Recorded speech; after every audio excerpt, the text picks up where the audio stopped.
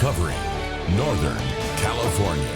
You're watching Action News Now, coverage you can count on. Tehama County is sinking. We investigate why this could be happening. A local micro shelter is celebrating 2 years of serving the community. Lake Mayfield shows us its impacts. And a needed financial boost could come tonight for Paradise Town employees. But first, we're on fire watch in Siskiyou County, tracking breaking news as an evacuation order and warning have both been issued. They've called it the Juniper Fire. It started just about 3 this afternoon near the Mount Shasta Vista subdivision, which is northeast of Lake Shastina, and it's east of Interstate 5. It has burned at least 77 acres, and 68 structures, we're told, are threatened. The Siskiyou County Sheriff has issued the evacuation order for zone SIS 5120A and evacuation warning for zone SIS 5117A. We'll continue to track this fire throughout this newscast and on actionnewsnow.com.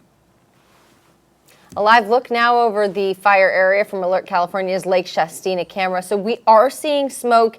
However, it's looking a little bit better than it was just 30 minutes ago. The smoke is diminished and it's lighter in color. Yeah, it's a lot of smoke there, but it's not kind of that plume shooting to the sky. All right. Howie, why don't you talk to us about the conditions since we've got this fire burning? Yeah, it looks better. Fire personnel probably doing their thing, but the atmosphere and the environment is helping as well. Temperatures that were at around 90 have dropped to 84. Winds that were gusting at about 17 are now at about 7 miles per hour. Humidity levels helping a little bit, and those conditions should continue to improve overnight. So those are some good signs across the area. For the most part, not super breezy, but winds high enough to potentially cause a few problems. And we are rather dry. Remember, under 15%, dangerously low. But here's a look at our temperatures. We don't want to see hot temperatures. That continues to evaporate the moisture out of the soil, out of the air, where humidity levels can further drop. And here is a look at what's taking place in the next couple days. We're going to really see temperatures on the hot side above 100. And for tomorrow, temperatures increase. Winds not horrible, but yes, our relative humidity levels and moisture levels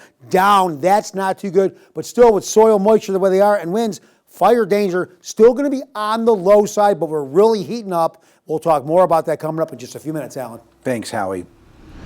You tonight, senior pranks are a long-standing tradition, but they often bring consequences, and it's something that Orland High seniors are learning firsthand. Action News Now reporter Nathan Espandula shows us what happened.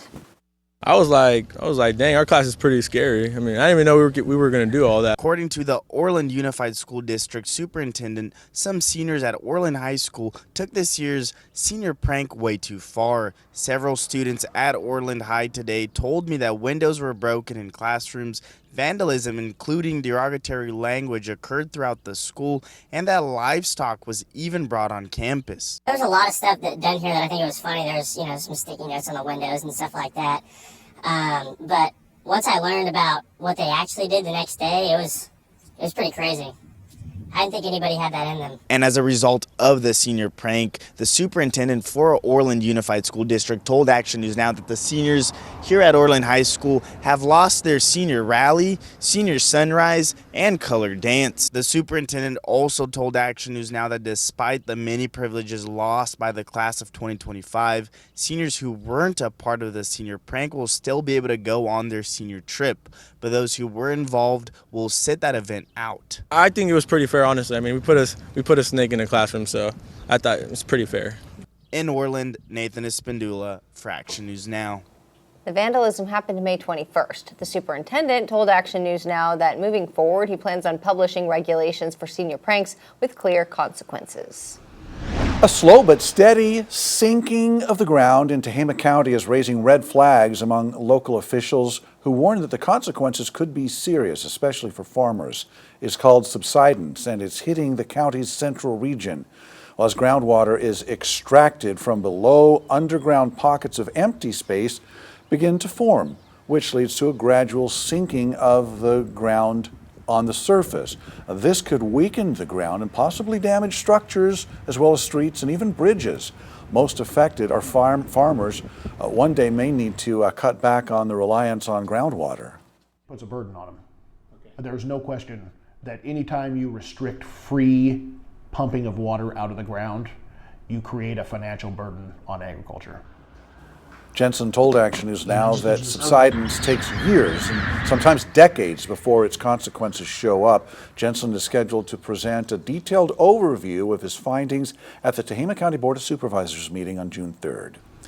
New at 6, a Reading man says his transition into one of the city's pallet shelters allowed him to get sober after nearly 50 years. Such a cool story here. Action News Now reporter Blake Mayfield tells us how he did it.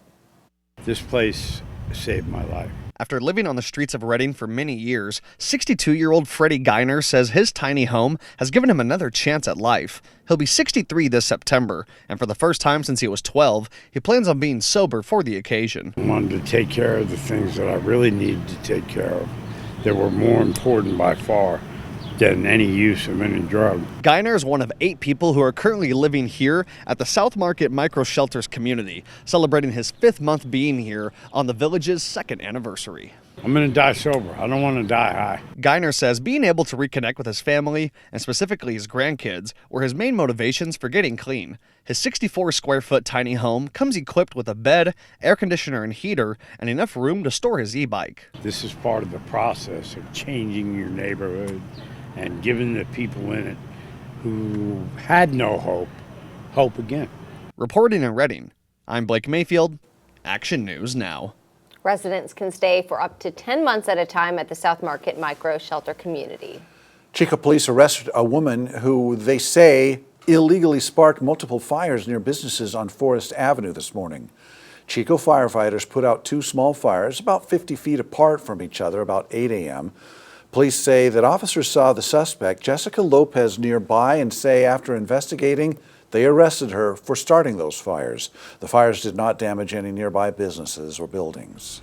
New developments, the town of Paradise unanimously approved new contracts that improve medical premiums. It's all to retain and attract town employees. The change removes the post-campfire cap on percentages that the town covers, meaning the town can once again carry 80% of the cost. Currently, the town was only covering about 50% of the cost. Mayor Steve Crowder told me today that PG&E settlement money will pay for it, and the price tag won't be as high as early estimates.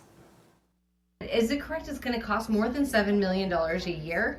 No. Okay. We'll get the true cost this afternoon of what it will cost a year. The 7.4 is the actuary value with unfunded liabilities and all of that. So it's not an actual budgetary cost, and this will be over 3 years as well. The medical premiums cover plans for active employees, including general employees, management, and police, too. The CAL FIRE Butte unit quickly responded to a vegetation fire that sparked right behind the campus of Paradise Junior High. Officials say the first call came in about 2:45 this afternoon for that fire on Recreation Drive. Firefighters found a small 20-foot by 20-foot spot burning in vegetation on the property of a storage facility, which is next to the school campus. CAL FIRE Butte officials say there were no evacuations for the school. One engine was at the scene mopping up the hot spots, and the cause is still under investigation. Good news, the local high school theater star is taking his talents to the Big Apple. We show you the recognitions he's earned.